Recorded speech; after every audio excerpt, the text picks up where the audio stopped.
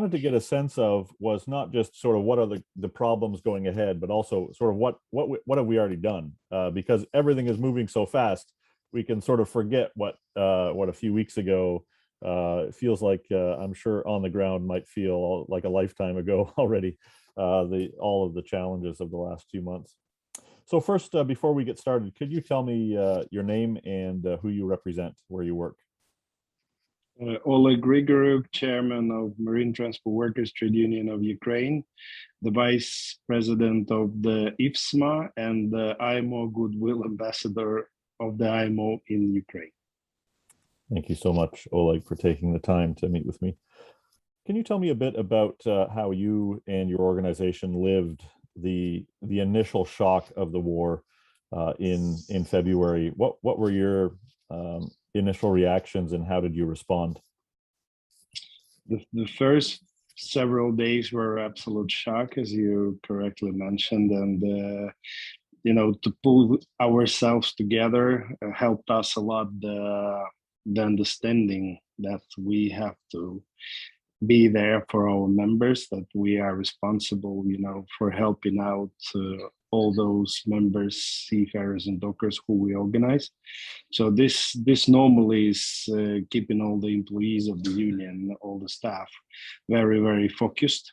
And pandemic was also a large challenge for us. So it was like a training program for the next more massive and more tragic challenge as the war. So we pulled ourselves together and reopened the office somewhere in a week time, when we understood that some of the staff were ready to go to work, and reopened the distant work and reestablished the connection for our members, because somehow the telephone lines were fall down. I don't know what was the reason, because there was it's the technical malfunction. Doesn't really mean it was due to the attack. It was just a technical thing that we were receiving calls, and the phone calls were not even normally we are having this what do you call it when it's recorded. We don't use that word much. That's why I forgot. Recorder, the tape recorder, when the sound recorder, when somebody is calling, we're recording everything, but at this particular time, I don't know why it didn't work up, but we have received the first week around 150 calls, and when we reestablished the connection, we obviously called back to all of those who tried to reach us, and provided the consultation, provided support which was needed. So the first days were really, really shocking. It was really, really difficult, but we, as I said, we got ourselves focused and continued to work for our members, understanding that there will be a lot of work to do. So this challenge was nationwide for Ukrainians of all kinds, obviously. But can you tell us what were the three key challenges, let's say, for seafarers in specific? Yeah, we knew that there will be straight away after the war has started and the martial law was announced.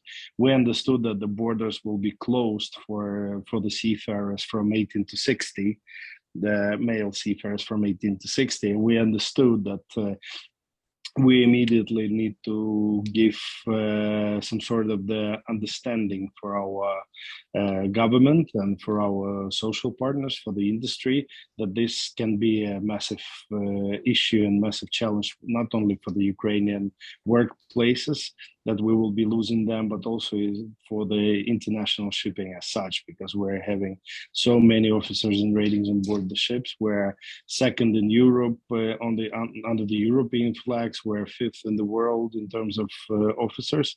So we understood that this will be a massive thing, and the very first days we have issued the recommendation for all Ukrainian seafarers that they have to stay on board as long as possible to prolong the contracts, and we encourage the ship owners to let them do that,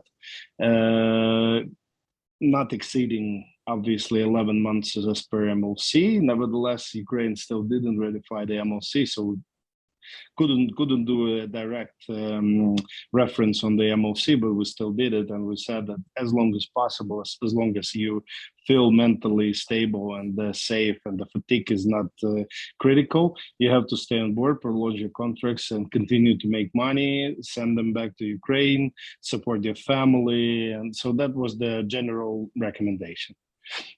And this is what we did the very first days. We understood that this need to be done because seafarers, they simply didn't know what to do to get back for the family, or so what will be the general recommendation. So we gave them first of all the general recommendation, which I believe still is the very valuable thing we have done, because it's really important to understand what is the suggestion from the union which you belong to and who organized the majority of Ukrainian seafarers.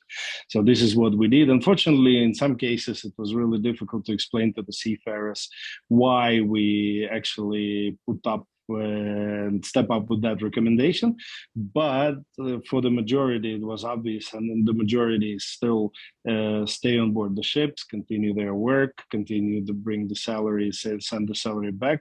Thanks to Lord, the banking system in Ukraine works stably so far. So that was the very first challenge we saw, and the very first reaction we arranged and support we arranged. Other large challenge was with the foreign seafarers who were on board the ships stuck in Ukrainian ports. That was for us another big story, since the only ITF inspector in Ukraine is our employee, Natalia Efremenko, so she was taking care of that part. And also those Ukrainians who stuck on those vessels in Ukraine. So we were helping them out straight away. For some, we were organizing the connection with the embassies and the local agents and the local governmental representatives who actually gave them support and disembarked them from the ships and sent them via the ground borders, let's say, to the other countries and then home. So keep those seafarers safe. Unfortunately, not all of them were saved. One Bangladeshi seafarer, as far as you know, as per my reports, died due to the missile attack of the bridge on one of the Bangladesh flag vessel. The very first days of the war.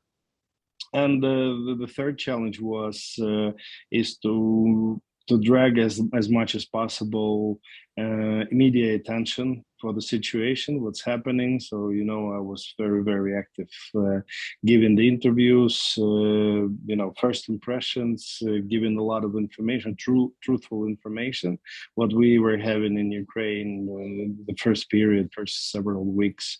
And that we were very much in the news, let's say, and we still are. So that was the largest things we were very focused on. And we can't forget that we were having the dockers issues and the dockers of Mariupol, port workers of Mariupol and Kherson and Verdansk. We were in contact with them till the very last moment when the connection was broken and the territories were occupied by Russian aggressors. Throughout this process in the last number of months, and now since the end of February, we've had many different calls. We've been involved in them. How is this perhaps different? How has this helped or changed the situation? If in previous crises, perhaps in previous wars, people maybe didn't have this facility of communication on a national or international scale, how has that changed your work in being called on to be a spokesperson in so many different international calls, and what positive impact has that had in such a difficult situation? I believe that it was the key issue what we as the union could actually provide. So the recommendations for the seafarers and dockers, financial, social, humanitarian assistance, which we still are very much focused on. And obviously we really much hope that our activity and our transparency and our open-mindedness, if you want, being there and be a spokesperson on each and every possible level. I was invited, and in the media as well, gave a lot of information outside, and a lot of unions and other partners and companies and ITF itself and ETF, they were coming back to us saying what we actually can do, because if we were not that open, we didn't put all that information into the outer world, into the outer media, it could be really hard for our partners and colleagues to understand what's really happening, because propaganda of Russia is working properly, and in some regions there's still no clear understanding what's really happening in some regions of the world. I mean, so that's why it was really important for us, to be there, to be in the informational field and express what's really happening in our country, inside, on the ground. And it gives us a lot of positive feedback, and a lot of companies, a lot of unions were ready to help us, and help us as well financially. So we found out that we can count on this financial assistance, which in turn gave us an opportunity to provide financial assistance to our members and give them that hope, which we really wanted to give them, that they are not alone, that we will be able to help them, that there will be some organization which will back them up, even in the most difficult and tragic circumstances. We were giving the mental, we were like a mental anchor for them, in a sense that we were there, we were stable, we didn't disappear, we continued to work, and we showed them that we're here, guys, we're for you. If you need something, it can be only the warm words, words of hope. It can be financial assistance, it can be humanitarian assistance, or assistance with the evacuation, which we also did from the very first time, from the very first moment, for the families. So all these things were very, very important for our members and their families, and we have received so many warm words of the feedback, that we were there, that we helped them, that they didn't know that they can count on the union, but now they know. Now they will promote the union among their friends and stuff like that, which is really, really important. And the post-Soviet union movement is very, rudimental thinking about the unions. The population of these countries is still thinking that the unions are part of the political or whatever governmental system, which obviously is not the case. And we're showing that we are even not having the access to the budget, to the governmental resource, we still can be there for them and help them, not only mentally, but also morally, but also financially, and give them that hope which they really needed. And that was the belief that everything will be all right one day, and the war will be over, and they can be reestablished and here in Ukraine, and be safe. That was our main, I think, the main thing we managed to do for them. Two last short questions. The first, how important was it, and what did you do in partnership with any of the international charities, ICMA and all its members, ISWAN, other charities like that? How important was that in the last few months? Yeah, we are absolutely fascinated with all the work you have done for us, and providing the financial assistance, providing the telephone cards for communication with the outside the country, for the family, and the seafarer connection on board. It was really valuable and important. And ISWAN and the Mission to Seafarers and all those charitable organizations who work with the seafarers, they stepped up and supported us much in giving financial assistance, satisfying the individual applications for financial assistance, which we managed to organize. And we were as the guarantor that the monies will go to those, first of all, to those seafarers and the families who are really in need, because there sometimes are really some smart guys who are trying to get some benefits from different sources, and we were trying, to to filter out those who already received support or from our union or from different other organizations. So we were very much in control of this process, centralized process, and we can guarantee that all the monies which were funded to us or funded directly to the seafarers, they got to the guys who really needed. From the Mariupol, from Kherson, the families who were fleeing from those areas, and those who are having like two, three kids, small kids, or parents who are disabled. So those complications which seafarers and their families were facing throughout even the peaceful times and throughout the war make their life like impossible to sustain. So we were helping out to those first, and we were like, again, we were trying to balance between those who are sitting in Odessa in the more or less safe situation, and with the comparing the cases, individual application of those who were fleeing from Mariupol and from Kherson and from Berdyansk, who couldn't actually, who lost everything, lost their houses, lost their apartments, and lost all the savings and stuff like that. So we were trying to balance between these two.